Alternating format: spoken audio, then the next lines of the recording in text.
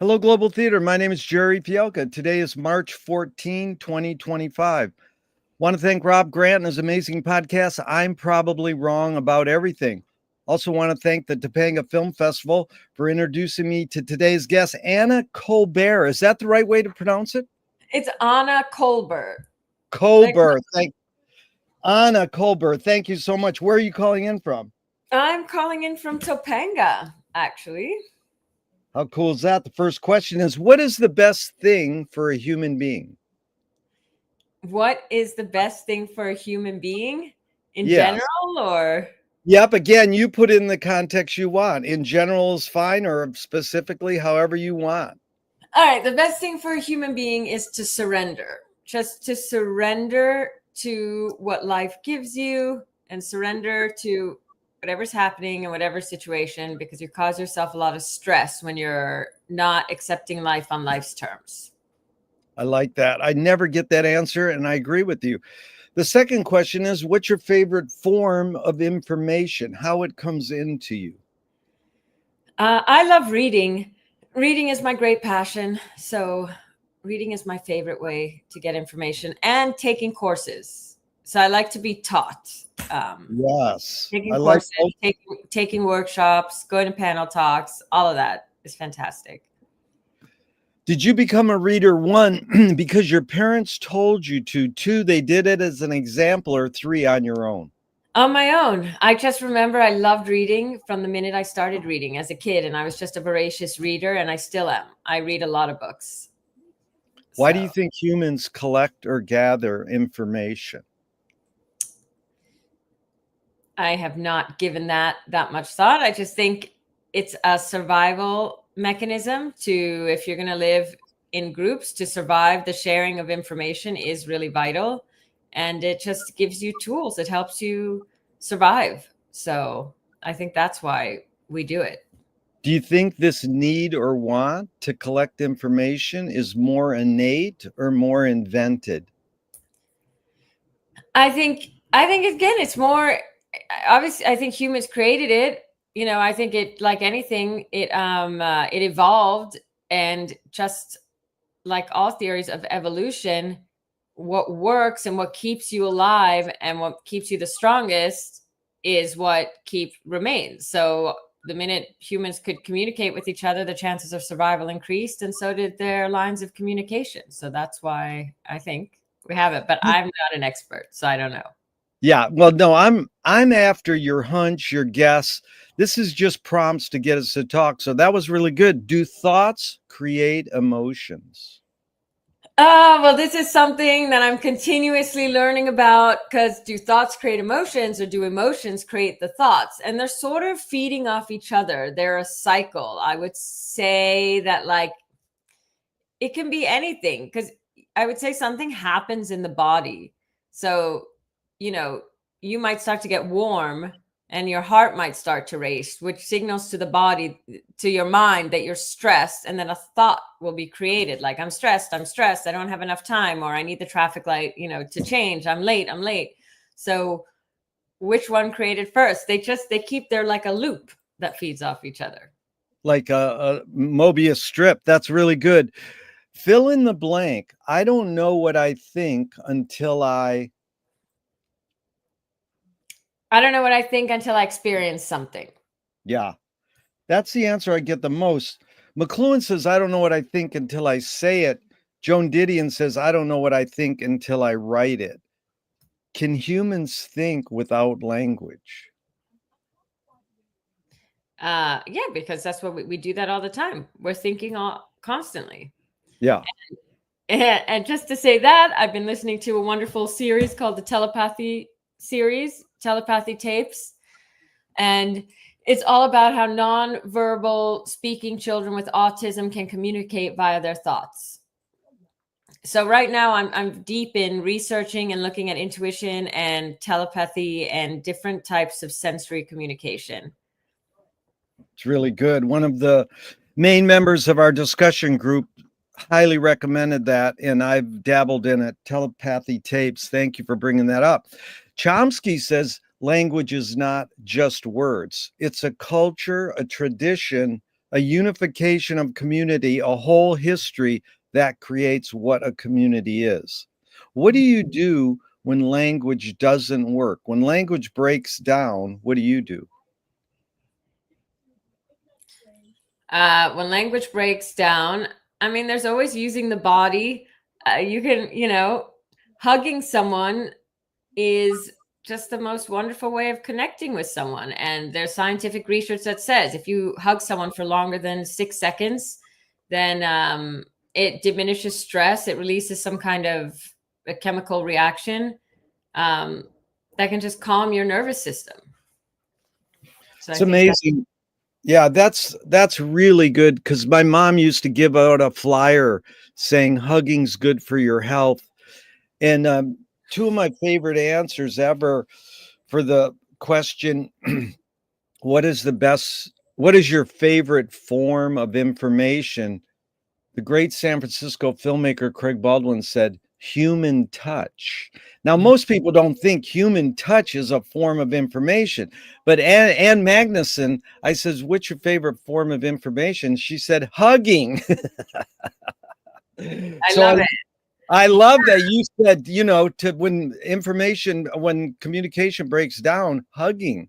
I mean, could that really solve all the problems right now if we could just start hugging each other instead of screaming and yelling at each other? I mean, probably it's not as simple as that, but yes, I think it would be very helpful to get into the bodies with each other.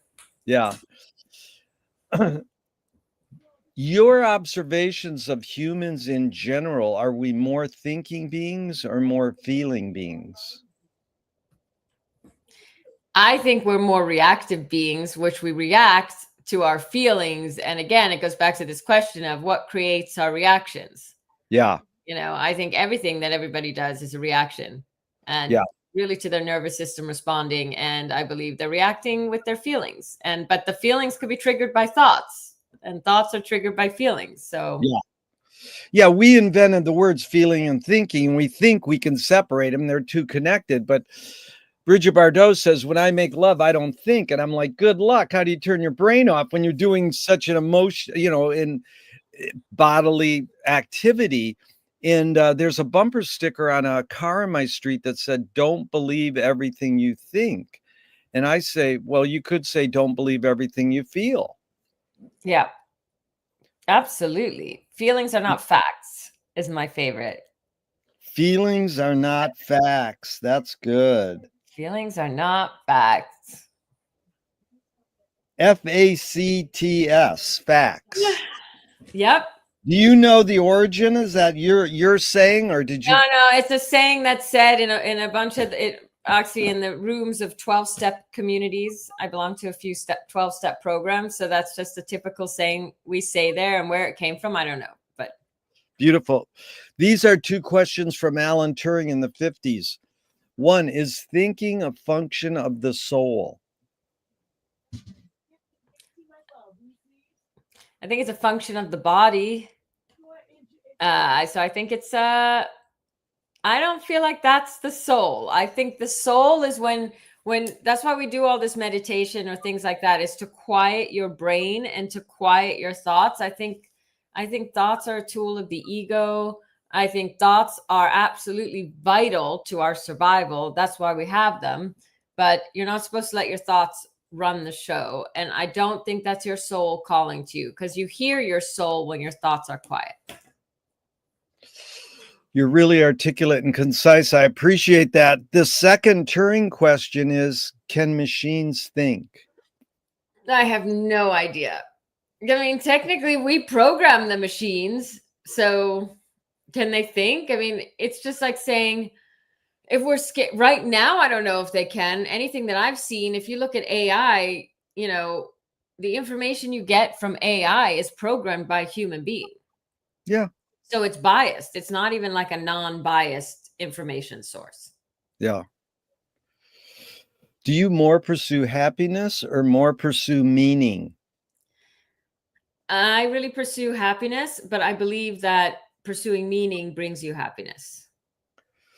Yeah, I got it from Viktor Frankl's book, Man's Search for Meaning. And he says happiness tends to last. No, meaning tends to last and happiness doesn't necessarily last. I agree with that. And I think, what he said was really beautiful. And one of the greatest ways for me to change my perception or to like alter my feelings from negative feelings to positive feelings is to attribute meaning to something. Yeah. So,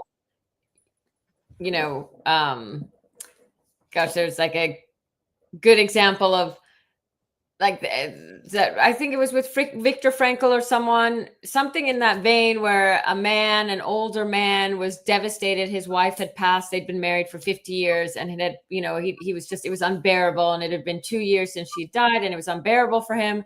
And the person he spoke to said, well, maybe the reason this happened is so that, it would be too unbearable for her if you had died first. And when he got that meaning that was the purpose of why he had survived and she had gone first, it became bearable. So he attributed meaning to his pain and was able to bear it. It's really good sussing that out beautifully. Does the brain more detect consciousness or create it? Like, is consciousness there bubbling away and we're more so detecting it or more so creating it? That is an interesting question. I mean, I don't know. I think consciousness is depends how you define consciousness. Is consciousness an energy, an all-knowing energy, like the source that is, underscoring all of humanity and the universe and the galaxies? Then it's an intelligence that exists. And just because we don't really know about it yet, and it's not material to us yet, doesn't mean that it's not there. Yeah. What's faster, speed of light or speed of thought? Again, I have no idea. Again, like a question first. It's like, who knows? Okay, we put it speed of thought or speed of light. Interesting. I'd have to know more scientific facts about the speed of light, which I don't know. But I guess thoughts are pretty fast. Yeah. Again, and I want to stress, you saying I don't know or I can't answer that is totally fine. It's, I'm after your hunch or guess. We're here to have fun. So Audre Lorde, the poet, said you can't dismantle the master's house using the master's tools. Her colleague Yvonne Rainer said, oh, you can if you expose the tools. What new tool do you suggest?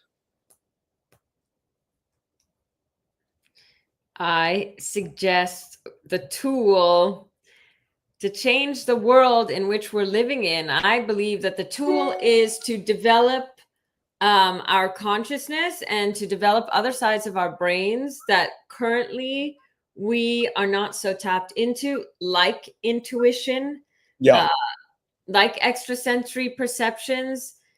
We are just at this dawn of knowledge. It's been here always, but we have forgotten how to use it. And when we're at this dawn now, where computer and technologies and AI are going to be able to do things faster and better than humans can do, then the only thing that will make us be in competition to them are if we raise our consciousness, develop our intuition, things that a computer cannot do. So I think that's where, like, it would be really awesome if we evolved to that. Thanks for understanding the wording on the question. They're really good. Can you suggest a new toy? I think a new toy for me would be to play with energy. Again, it's like, I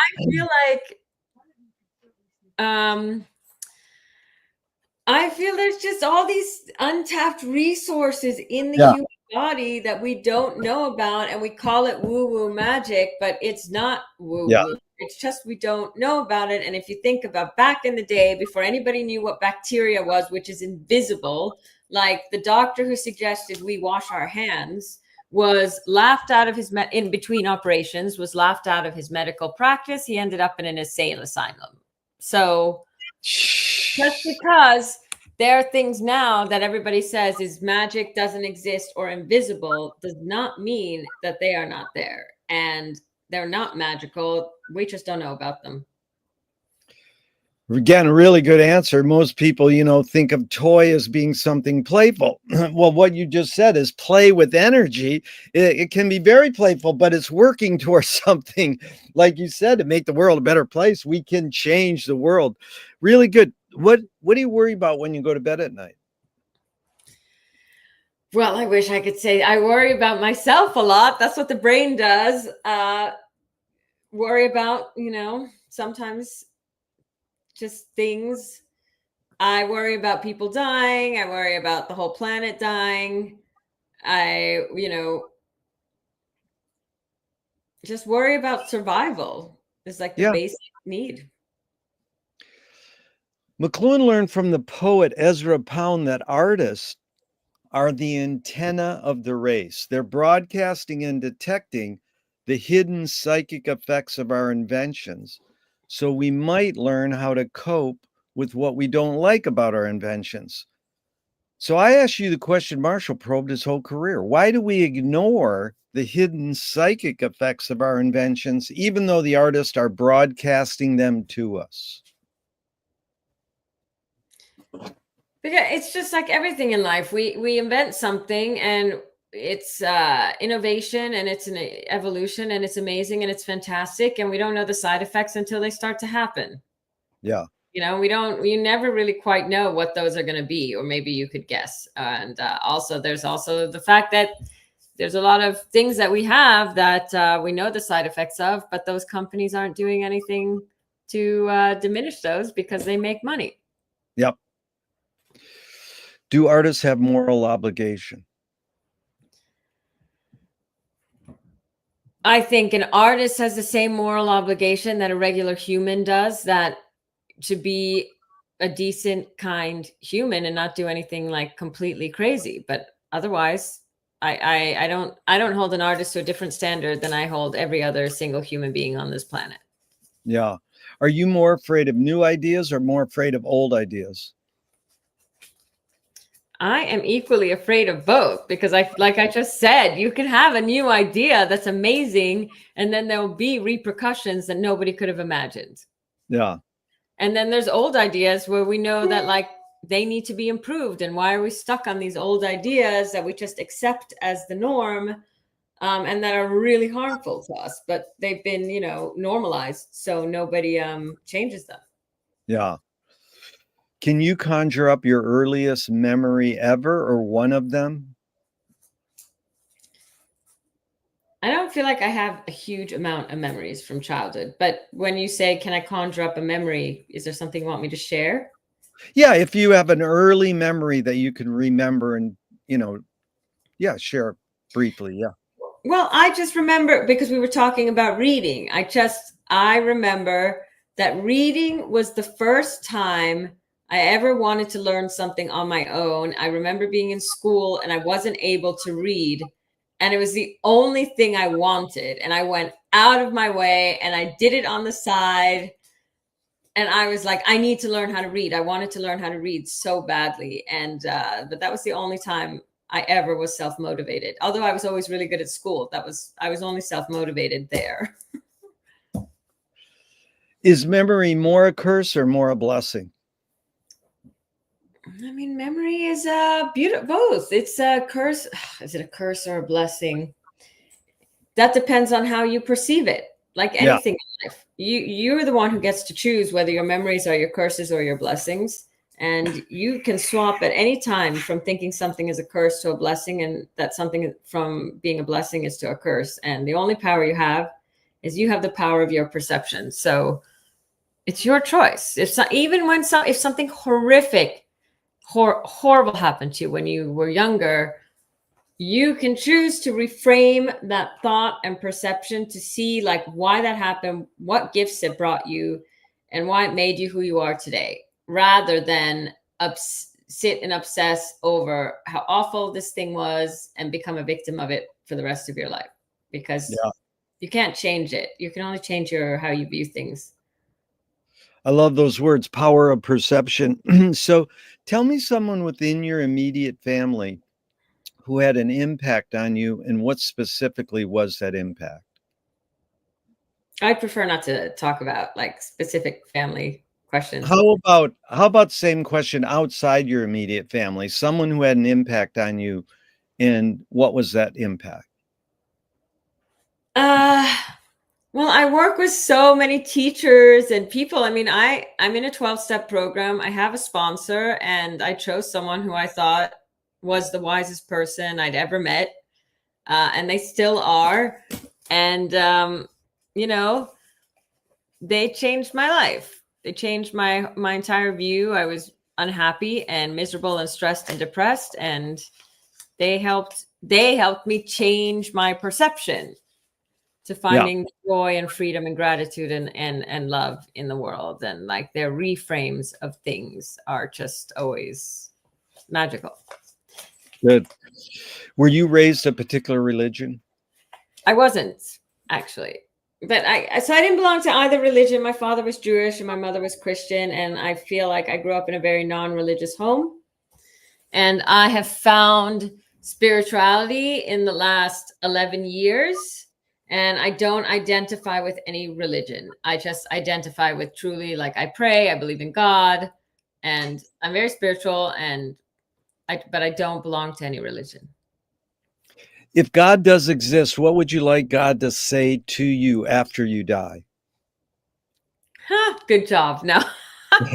Well done. You tried. But that's like totally that's just this world that we live in where we're always looking for approval. And that's not how God works. Yeah. I don't think God's going to say anything. It's just going to be like, great, you had a journey. Welcome back. You want to go back? There's more things to look at. Really good. You covered the waterfront, because most people say, 80% of people say, well done. And there's other people who do creative things, and you took it farther. Thank you. Do evil people exist, or does evil use people as a vehicle? I think that we live in a society like full of trauma. Dr. Gabor Mate says this. So evil people are often, if you examine where they come from horrific backgrounds. Horrible, horrible, horrible. So I don't know. But then there are people who have like actual mental disorders and are born different. So do evil people exist? I'm not saying this does not mean that I condone violence or justify any of these horrible things that bad people, evil people do. But I'm just saying that, were they created because of what happened to them, or because the society that we built, it doesn't really take care of everybody? Yeah. I would say one thing. You say, or does evil use people? I would say that I love how in India they call alcohol like spirits, because when you drink and when you get drunk, like that's when evil spirits can attach to your body and make you do really awful things. And I just think that drunk people can do some pretty terrible, terrible things when they're drunk that they would never do if they hadn't been drinking. And 75% of our jails and institutions are full of people who committed crimes when they were drunk. But that's another thing that we've normalized. And I do think, if anything, if evil exists, it's using that as a tool to change people's behaviors. Yeah. You're touching on things we're getting into right now. How do you advise someone to deal with an enemy? And I'll set it up. Alan Watts says, if you acknowledge your enemy, you empower them. Coppola stole from the mob and the samurai, keep your friends close and your enemies closer. JFK said, forgive your enemy, but don't forget their name. And Fellini says, I need an enemy. So it's a lot of thoughts. The basic question is, how do you advise someone to deal with an enemy? But first, how would you respond to Alan Watts? If you acknowledge your enemy, you empower them. I mean, I agree with that. One of the greatest methods, especially that they teach people to deal with narcissists, like abused women to deal with narcissists, is this gray rock method, where you just don't react to anything those people are doing to you because they're looking for your reactions. So that's what they feed off of. So if you acknowledge your enemy, they've gotten what they wanted. There's nothing worse than indifference. That's the worst thing someone can do to you. If you're Yeah. trying to get a reaction out of them, if you care or you're hurt or you're trying to mess with them, indifference is the worst. Yeah. Nassim Taleb said games were created to give non-heroes the illusion of winning. In real life, we don't know who wins or loses, but we can tell who a hero is. My friend said, well, villains don't think they're bad. They want control. Heroes want freedom. And Gregory Bateson says, when the criminal gets caught, does he go, whoa, my criminal skills weren't up to snuff that day? Or does he go, I did something morally and socially wrong? So again, it's a lot of prompts. You can go wherever you want, but the basic question is, does punishment work? I have no idea if punishment works or not. I'm not sure that our system is functioning at the moment. It's it's a complicated question. There are a lot of law-abiding citizens who are not causing harm because of the punishment jail system we have in place.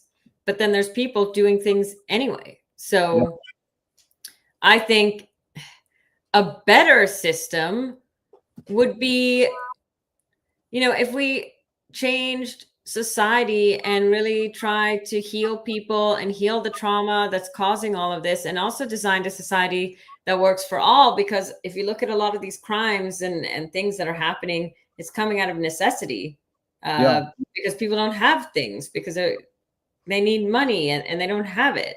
So your punishment is treating the symptom and not the cause.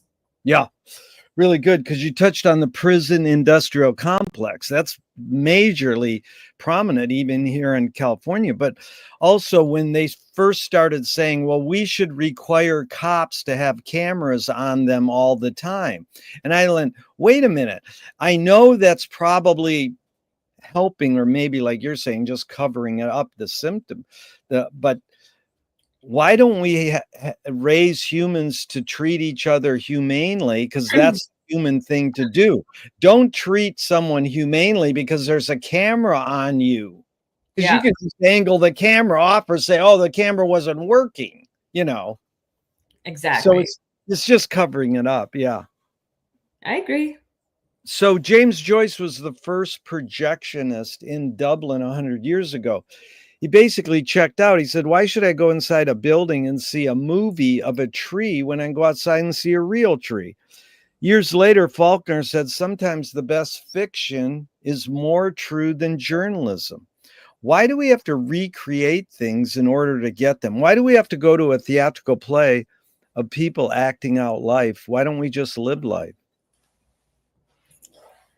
I think that human beings have always been storytellers, and we love stories, and it's how we share information, and it's how we entertain ourselves. And we used to sit around a campfire telling stories. Yeah. It's and one of the greatest tools to feel better are like community groups and support groups. And what is a support group? It's a human being telling a story, of sharing their story. And when they share their story, they help you and they heal you. Whereas it doesn't work so well when people tell you what to do, which is kind of an offshoot of the question, but it's just fun. We relate to humanity. We understand it. We've always been storytellers. Yeah. No, I love both your adjectives, community groups and support groups. I've been involved my whole life in that, and I appreciate that. I think that's what it's all about, and storytelling is important. But tell me your tipping point where you pursued the medium of film. So, you're growing up a reader. Did you start, where's that tipping point where you said filmmaking is my calling? I was doing a literature degree in college, and I did think I was going to go into publishing. So I'm not sure how I veered off that, but I veered off it. I was doing English and US literature degree. It was not a creative writing course. And one of the courses was about film. And I just got super into film as a medium of storytelling. I loved film. I actually loved watching movies as much as I loved reading. So I just thought that I didn't end up going down this route, but I wanted to make comedies because I wanted to make people laugh, because I felt that life was already hard enough as it is. And we just need the medium of entertainment to alleviate things a little bit. I went in a completely different direction, but that's how I started. That's great. What was your study in literature specifically focused on? Were there certain authors or literature movements? Well, it's just English. Gosh, it was a long time ago. English and American authors. Fitzgerald, Hemingway, Faulkner, just all the classics. Yeah. Jane Austen. I'm just blanking on exactly who we. No, that's fine. Yeah, good.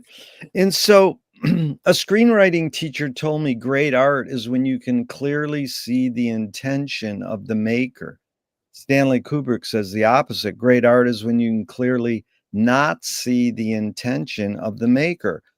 What role does intention play in your creative process when you're making and producing a film?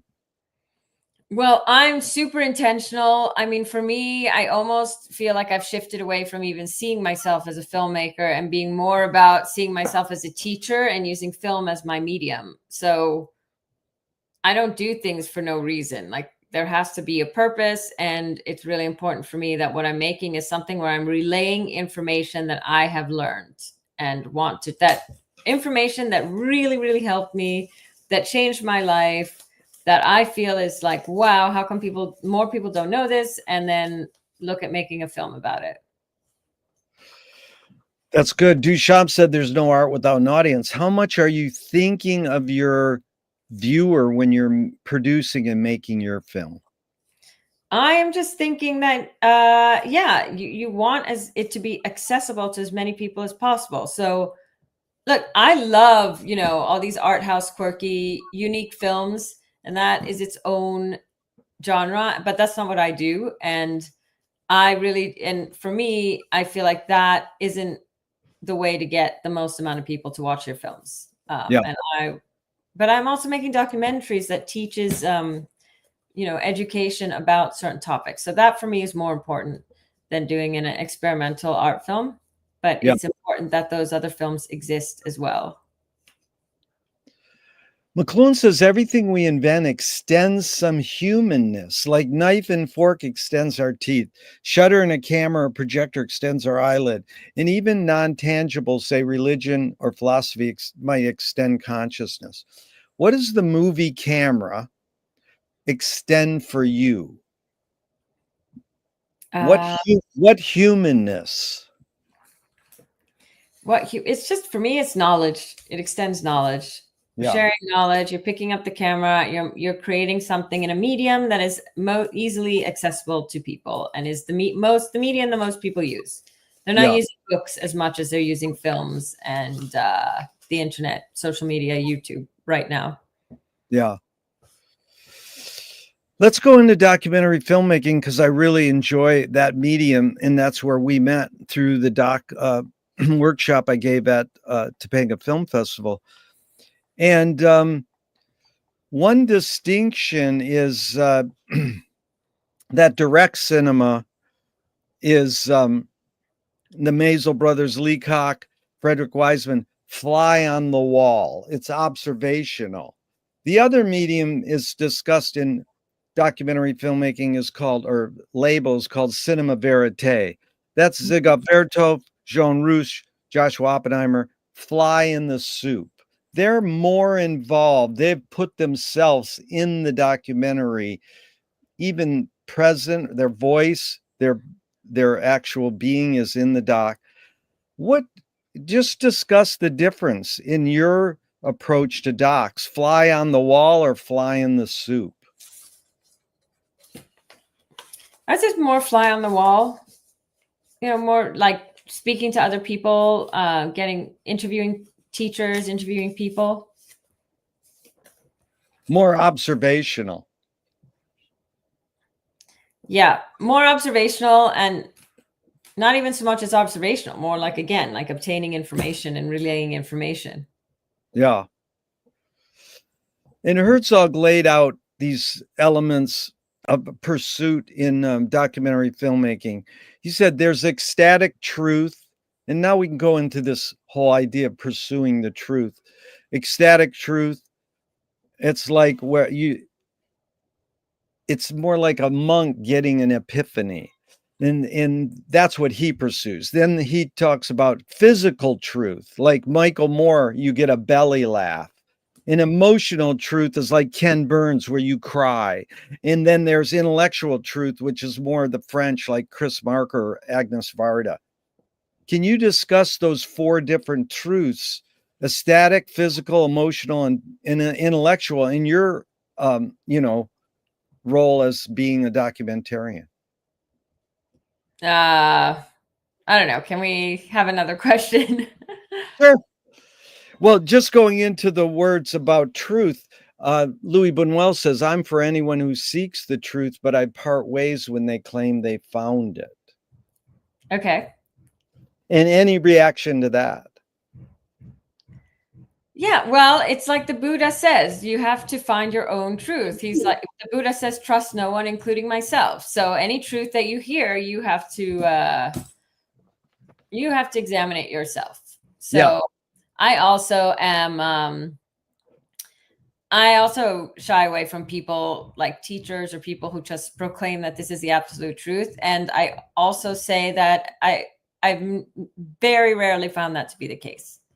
Yeah. But unfortunately, if you look at the world of salesmanship and capitalism, statements and all-encompassing statements and saying XYZ is what sells and what people can take in. Whereas if everything is like, well, technically everything is kind of a gray zone and it's something to be talked about. And there are no like 100% truths, but that's really hard for people to grasp. I agree with you there. In fact, the historian Shelby Foote said, a fact is not a truth until you love it. Well, I'm I love curious. that. I love that. Do you love it? Yeah. Cute. Yeah. And Eartha Kitt, great jazz singer, said truth is a theory that is constantly being disproved. Only lies, it seems, go on forever. Yep. That absolutely is true. Yeah. I can agree with that. And it invokes Marcel Proust's question, on what occasion do you lie? I try really hard not to lie, but that's also not 100% the truth, because where we lie the most is we lie to ourselves, firstly. Yeah. I think that's human nature. So, what my definition of truth of a lie also has evolved over the years. Like, I've always considered myself someone who's very honest, very authentic, doesn't lie. Most people think a lie is like a direct, lie, but white lies are also lies. So people pleasing are also lies. Saying, sure, I don't mind doing that, when really in your head you're furious and you don't want to do it and you're resentful. That's also a lie, right? But we do that a lot to keep the peace. Omitting information, which people say, well, I didn't lie. Yeah, but purposely omitting information is a lie. Basically, anything other than the truth is a lie. Yeah. That's the only truth. That's amazing. Yeah. Because Robert Evans, the Hollywood actor who became producer, is the documentary on him starts with his quote. There are three sides to every story: my side, your side, and the truth, and no one is lying. Memories shared serve each one differently. Exactly. Yeah. Exactly. So that's also hard. And you see that a lot in romantic relationships, right? Like you both, or any disagreement, usually between humans, you both 100% believe that you're right. Yeah. So it's difficult. Yeah. And where do you say things where you really believe that they're true, that like, oh, yes, I can do X, Y, and Z. And then it turns out you can't because you were lying to yourself, but you didn't know that about yourself, but you thought you could do it. So to be human is complicated. Yeah. And I'm curious, just our perceiving movies. I spoke with Michael Apted 40 years ago, and I said, why do rock video editors feel so obliged to edit fast? And most people don't know Abel Gance invented rapid montage in 1922, but it flourished in the 80s to the point where Marty Scorsese says, I cut my films faster because of MTV. Yeah. So Michael Apted said, because we've learned to take in information faster. So I asked this question with a bias. Can we literally learn to take in information faster? Or are we just brainwashed to believe we can? I believe this thing of taking in information faster has come with like grave repercussions. And that's what we see in children right now who can't concentrate on anything and who have really low attention spans because they've been raised on the internet and looking at clips and looking at YouTube. They can barely sit through reading a book. So we've just trained, our brains are malleable. Human body is a muscle. So we've trained our brains to take everything in really fast. I mean, I see myself. I start watching a video and if it's longer than a minute, it's like, oh no, it's too long. Yeah. I don't want to watch that. Like, I don't think it is good. And when I am in a state of taking in things fast, I feel quite decentered and anxious and stressed. And it's completely different when I remove screens and I'm out of that loop of things coming in really fast. Like I slow down and you're walking in nature, and then I feel centered and calm and peaceful. Really good. I agree with you 100%. And the basic hidden question there or follow-up is, can humans literally multitask? I think humans can multitask, and maybe, I mean, I hear women are better at it than men. I don't know. I know that I can multitask, but splitting even if you're multitasking, you're still not 100% focused. You've split your attention between two things. So you're distracted. Yeah. So you're not as present with whatever you're doing, but it can be done. But it comes with a cost. Yeah.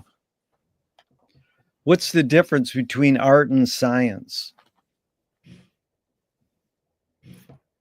Well, what a wonderful question.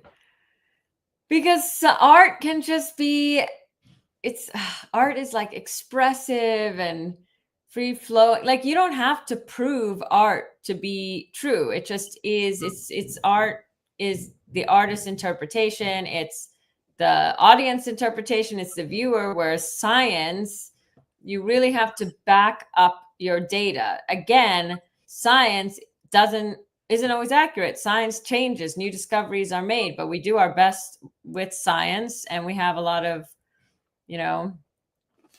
experiments and things you need to hit for it to be considered science and to be considered something that's been tested as fact. Yeah, a French historian said science finds no truths. It discovers unknown facts that can be interpreted 1,000 ways. I like that. Yeah. And Chomsky says we learn more about ourselves from literature than from science. What do you think? I mean, I think that depends on who you are and how you learn. Yeah. I don't think everybody's brain learns more from literature. I do think I did a literature degree because I was interested in psychology and human behavior. And I thought authors were the best observers of human behavior. I have since, in recent years, gotten deep into psychology and how the brain works and all of that as well. But yeah. Well, what do you think the motive of the cave artist was? I think the motive, just like human expression, just like dancing and decorating ourselves and drawing on walls, human beings have done that. Like it just comes naturally. And most artists will tell you that art is like a direct line to spirit and direct line to consciousness, and it flows in, and art is really something beautiful. So who knows, maybe the cave drawings were in the beginning, maybe they were communicating, maybe they were just making art. Yeah, the mystery is forever unfolding. If we had one of them right here, we could ask them and they might not even be able to articulate it. McLuhan loves the line, the Balinese have no word for art. They do everything as well as they can. Oh, I love that. Yeah, it's great. What's more important, conviction or compromise? I mean, I think compromise, but I'm also like one of those mediator people who, I just think conviction doesn't get you very far. Yeah. I really don't. That's not how humanity works. That doesn't make us. That doesn't bring us together. And it just isn't. How's that going to work? That's a very individualistic view. Well, there's no right or wrong answers to any of these questions, but that one you got right. I agree 100%. Well, you know how about 80% of people say conviction? I'm like, oh my God. Really? I'm like, no way. They think, yeah. And I mean, I believe compromise is more important. But again, a lot of people go, well, it depends. Well, I know it depends. We're just talking, the word more is the funny thing in a lot of my questions. Is it more this or more that? Well, of course it's both. And of course it depends. So I want to just get a little leaning when you said, yeah. So this one is, how do you rate these three elements in your accomplishments? Luck, skill, and ambition. What played the biggest role, second and third? I think, is it ambition, skill, and then luck? I would say, because I think you have to be really, really ambitious to do whatever it is you want to do. Yeah. But then you have to be skillful at what you're doing. Like ambition can get you in the door if you're like working really hard, or you're trying to get meetings, or you've got your foot in the door through your ambition, and your ambition is your direction. What is your focus? What is your goal? What are you looking for? And then you have to be skillful. And then luck happens, is absolutely a part of it. Luck happens with everyone and everything, but I think it's the least of all of those. It's really good because Gary Player, the golfer, said the more you practice, the luckier you get. So the history of that question is interesting. I used to say, is ambition based more on fear or joy? And just in general, how would you answer that? In general, I think it's fear. I think it's trying to prove something. I have changed. My ambition used to be because of fear and trying to prove something, and then I changed it to joy, because there's a lot of people, and I used to also think this, like, if I let go of my need to succeed and my fear, then I'm going to lose my ambition. Yeah. A lot of people who also like, they're, nothing is ever good enough, and they're always hating themselves, and nothing is good enough. And they're like, yeah, but if I let go of all my self-flagellation and I accept and I think I'm fine, then I'm going to lose my ambition and my need to succeed. And I'm like, no. You're just going to have it's still going to be there. It's just going to be so much more joyful and easier. And it's not going to be as harmful to you. It's really good because that's the way I worded. I mean, I got that question from Christine McKenna. Is ambition based more on fear or joy? That's how I used to ask it for 20 years. And most people would say fear, and then the positive people, well, I hope it's joy. And then William Friedkin, who directed The Exorcist a couple of years ago, wrote a line. He said, in Hollywood, skill and luck have nothing to do with it. It's all ambition. Maybe that's, yeah.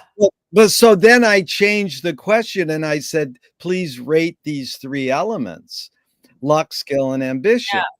And right off the bat, the way I list it, luck, skill, and ambition, people don't want to think too deep, and they go, yeah, that luck, skill, and ambition. People are hesitant to even put skill up there because then they think they're bragging. I'm like, no, if skill got you where you are, all the power to you. But some people say, I don't like your three choices. How about purpose, destiny, persistence, necessity? I mean, there's a million more things that cause what we accomplish. Yeah. So T.S. Eliot, the poet, said that poetry is outing our inner dialogue. What language is your inner dialogue in? I mean, you mean literally? Like, my language is in English. No, Yeah, you can answer it either way, but also metaphorically. Yeah.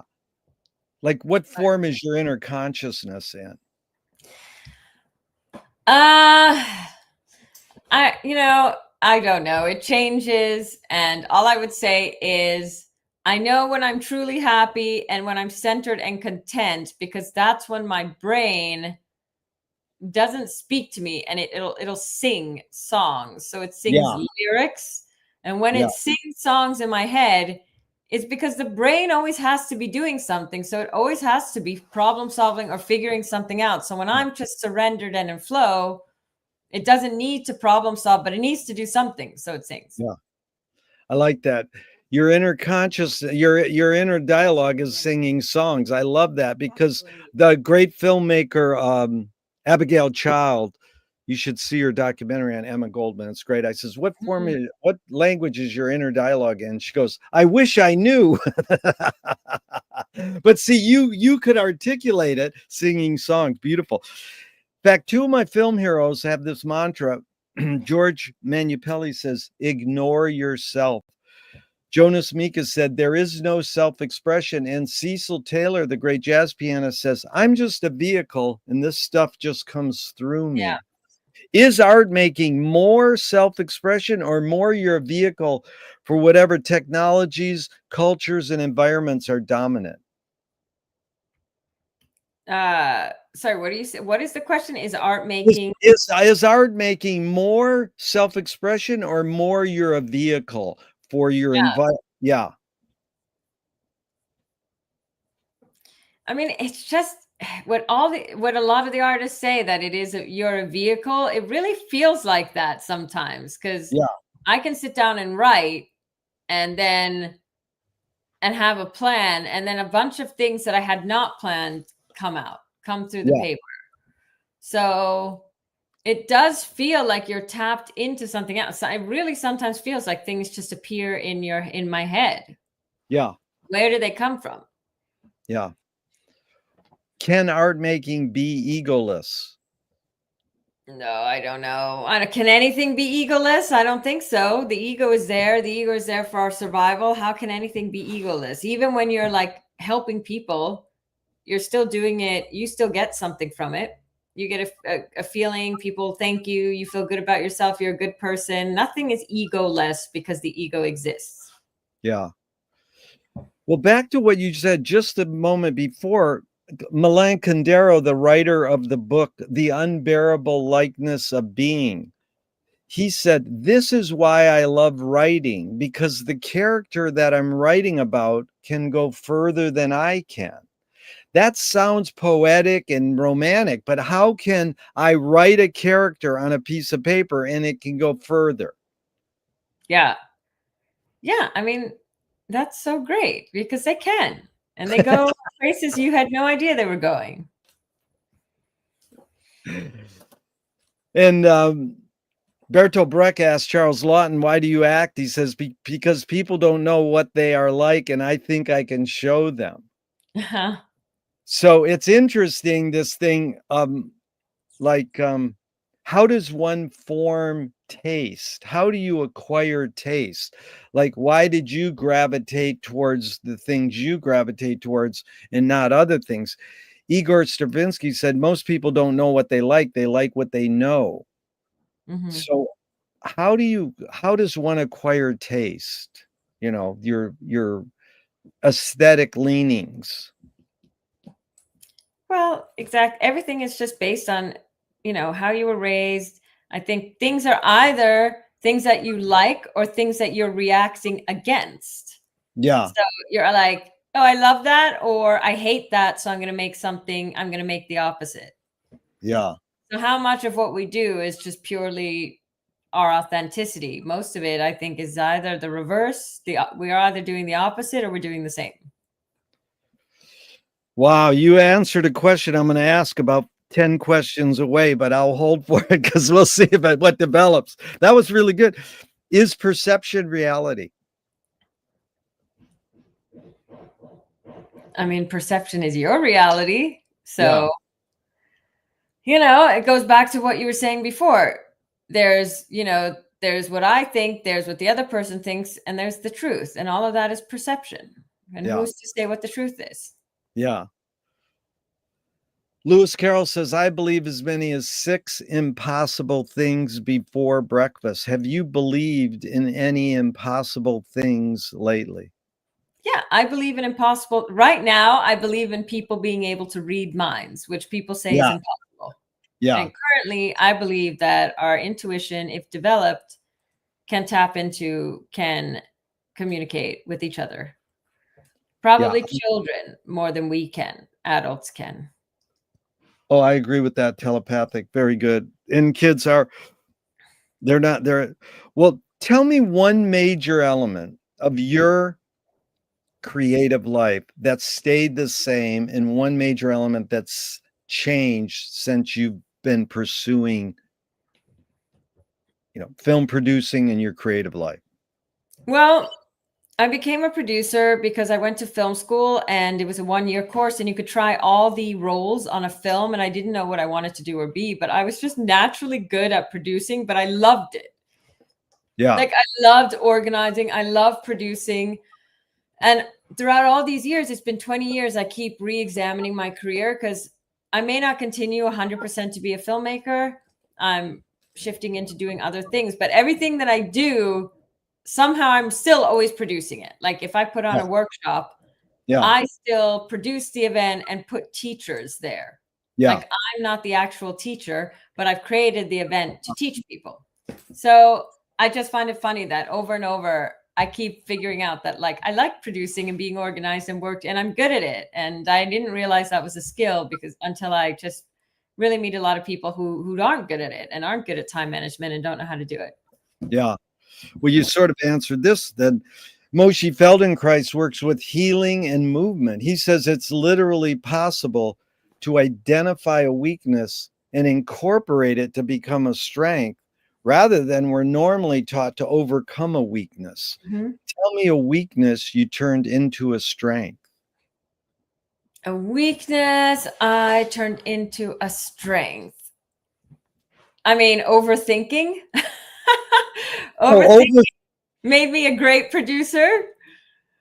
I would say I turned a weakness into a strength, but it also like I strengthened my overthinking and my paranoia, being overly worried about all the things that could possibly happen. And then you become a producer and you have to train your brain to think of all the things that could possibly happen. So, yeah. It's a good answer. Really good. Fill in the blank. Anger can be a productive emotion when I have a really hard time with anger. So I'm not a good person to ask that. But I guess I have such a low tolerance for anger. I just think that you should just control your emotions and not vomit them out on other people. But then I think anger is only productive if it's used to show you where your boundaries are being violated or where somebody is harming you or with something that's happening that isn't a fit. But that doesn't mean that you can't always choose the emotion, but you can choose how you react to it. Yeah. So how you react to that anger is really what I find the important part. It's amazing. My sister taught me wisely the key to a successful relationship is how you deal with what you don't like about the other person. The how. Do you yell? Do you do this or that? How do you do it? But you, again, like over 40 years interviewing, I've revamped the wording on questions. And that's one I changed. I used to say, can anger be a productive emotion? And George Clinton, Parliament Funkadelic, says every emotion can be productive and non-productive. But, a lot of people would just say no or yes. And so you actually went back and almost said, no, anger's not a productive emotion. Well, of course it can be productive, but it's not encouraged. Like some people go, okay, get your anger out, and channel it or whatever. So it's interesting. What's the most significant difference between men and women, physical aside?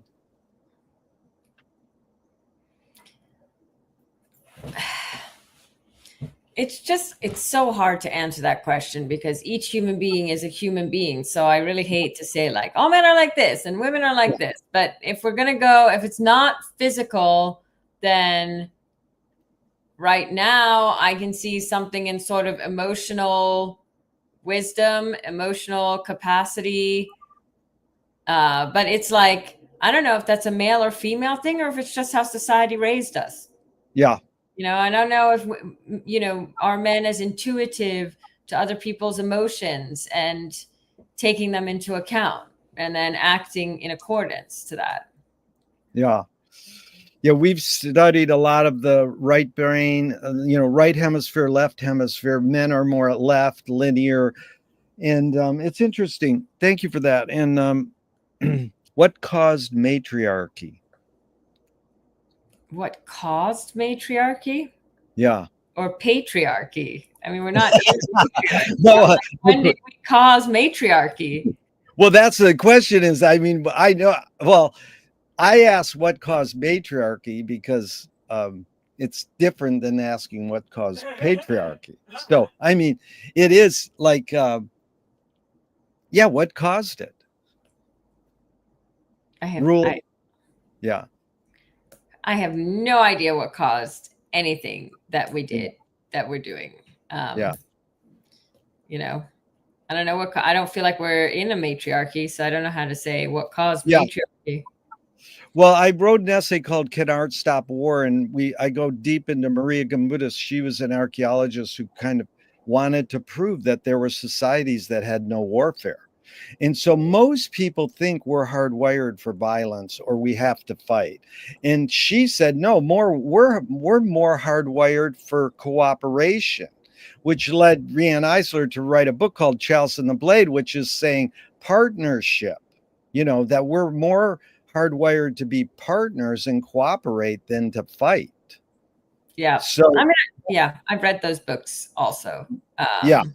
And Sex at Dawn with Christopher Ryan, which is a fantastic novel. And I think if anything, what caused a lot of the suffering that we are currently residing in is when, in the invention of agriculture, when people started like owning things or just saying, this is my land, then we had to sort of pass it on.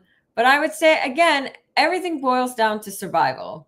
Because even when we were living as tribes and we didn't have agricultural land and we didn't have ownership to pass on to our children, they would still slaughter each other. They might still harm each other because they were fighting over resources. So human beings will always fight over resources in order to survive. And even the nicest person in the world, and myself included, like, how nice am I if it's like, you have this one loaf of bread and you can share it with everybody, or you keep it for yourself, and if you share it, you're going to die. Like, it's when when our survival is threatened, then you do what you have to do, right? That's human nature, to survive. Yeah. Well, Utah Phillips says anarchy is making rules for yourself and not other people. Who's entitled to make the rules?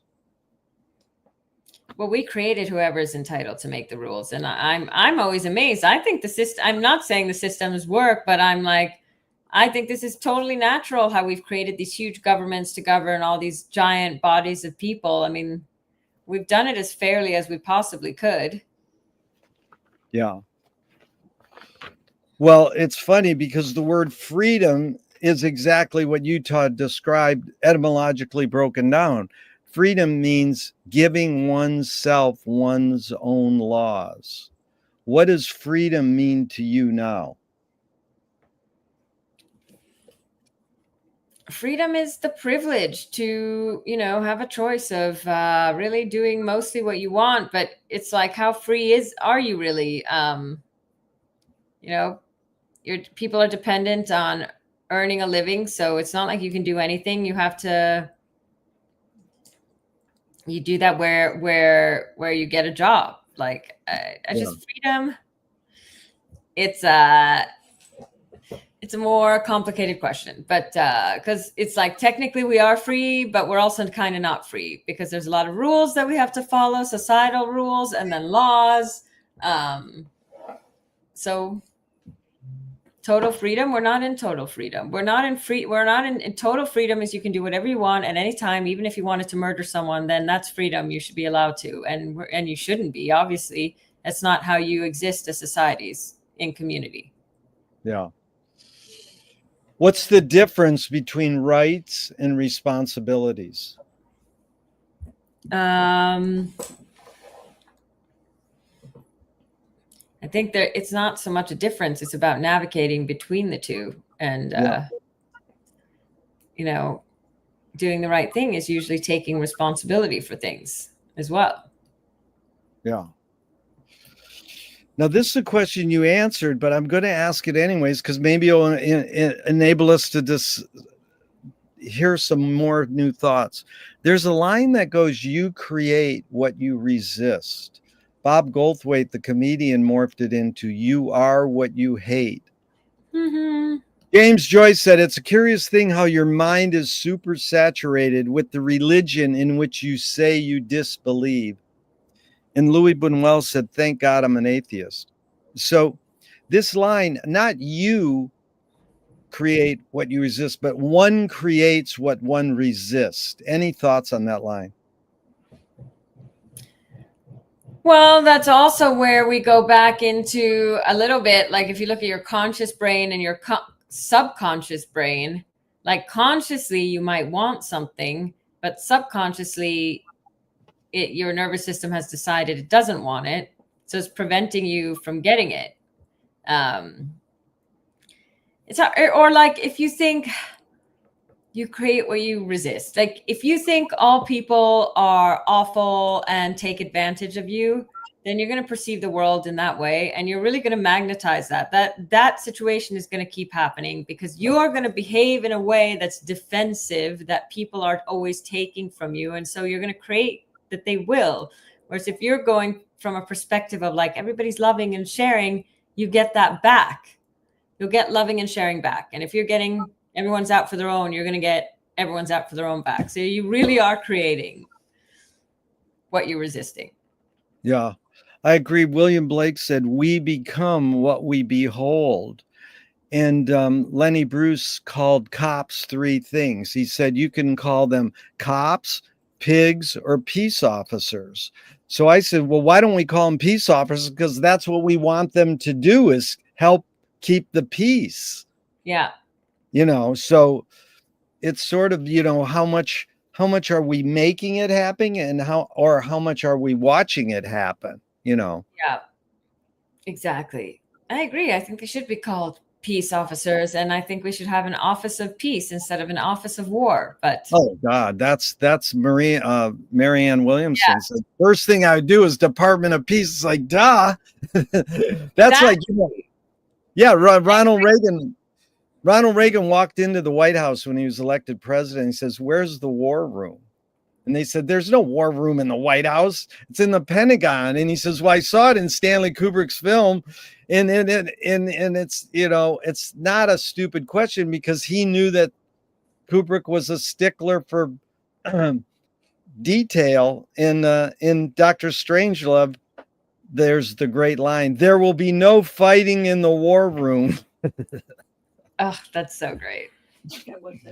So there's 5 Alan Watts quick questions off the top of your head in just a couple words. 1, who started it all? God, the creator. 2, are we going to make it? I have no idea. 3, where do we put it?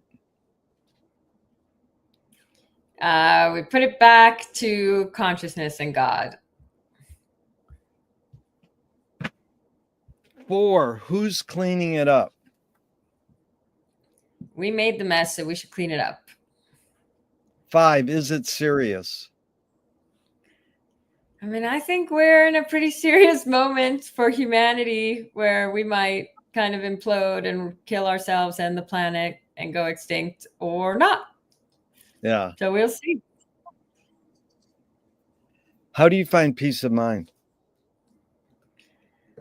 I find peace of mind through so many ways, but if I can do it, surrender is the best way to find peace of mind and to accept everything that's happening is happening for you and not to you. And just Yeah. detach from what you want and love what you get. Yeah. Where did you learn that? Because that's amazing. Did you learn how your parents raised you on your own, or where to be No, able to detach?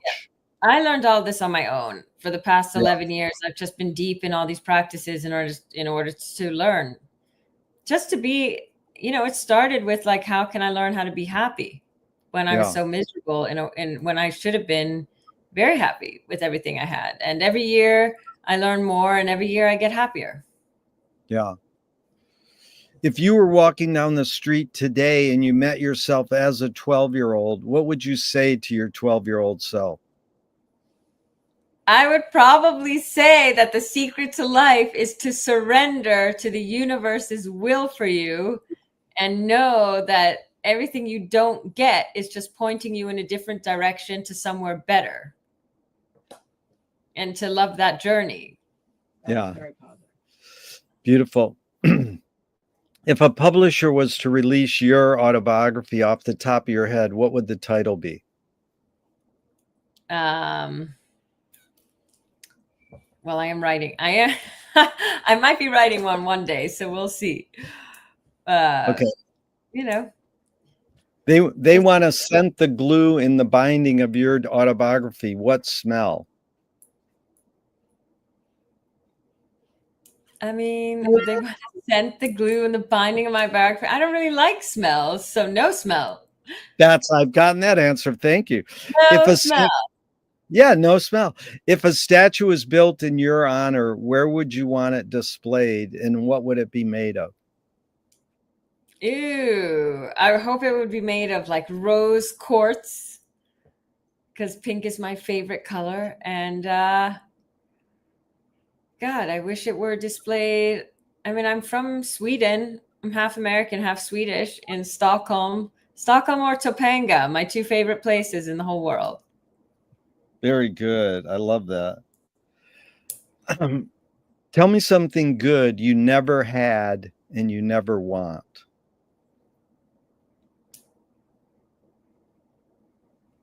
I have something good I never had and I don't want. Yeah. I would say pets. I never had any pets and I don't want them. But I think good. They're magnificent. I think they're a beautiful, wonderful thing. Yeah. What's the cultural shift you see developing today that inspires you? Well, I think that there's a great shift in consciousness and there's a great awakening in mental health in people really working on themselves. And that's the most inspiring thing to me. Like the way people are just, working on themselves, learning better ways to communicate, learning better ways for peace, learning how to be more peaceful, how to be more mindful. I mean, right now there's a lot of people suffering, and we know that there's just so much suffering in the world, and there's so much mental health suffering. There's just like an insane amount of people on antidepressants and anti-anxiety medication, and I see a great awakening in us looking at like how are ways we can take care of our mental health. Yeah, I agree. I always say, first of all, just try yoga. I mean, one thing we both have done. I mean, I think yoga, when I started doing yoga, I was like, wow, why haven't we done this our whole life? Starting as a child, Yeah, exactly. What's a question? Oh, go ahead. Yeah, sorry, go on. No. Yeah. What's a question that remains unresolved for you? I don't know. What's the future of romantic relationships? Because nothing seems to be working in this current form. How has being a producer shaped your behavior? It's just really taught me thinking outside of the box, being street smart, how to like make things happen. So you're just the type of person that you just have to learn how to like make things happen, make the impossible happen. And, you know, when I first started out, you think life operates by a set of rules, but when you become a producer, you realize like it's just, you have to make things happen completely differently. And it's been such a gift to have that skill set. Yeah. Thornton Wilder said, art is confession. Art is the secret told. But art is not only the desire to tell one's secret, it's the desire to tell it and hide it at the same time. You laid your cards on the table for over an hour. I'm not insinuating you haven't already answered this. What's it really all about for you? Well, producing is just really all about getting information out there and sharing and elevating artists. I love doing that. I love making stuff happen. Yeah. It's really about changing the world and having an impact. Yeah. Changing the world and making an impact. I love it. What gives you the most optimism?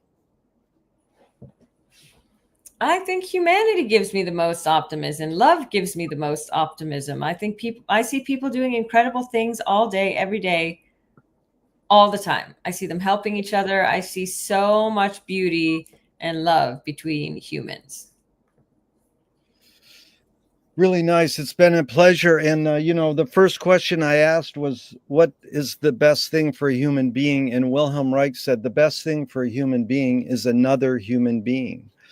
And the last question is, what gives you the most optimism? That's what they asked Groucho Marx at the end of his life. And he said, other people. So it's sure been fun spending this time with another person, especially because it was you. Thank you so much for your time and energy. Thank you, Gerry. Thank you for inviting me. I'm honored to have had this conversation with you. Even though I'm going to hit the end broadcast button, I hope this never ends and we can keep talking forever and ever. Thanks so much. Thank you. Okay, bye. Thanks a lot.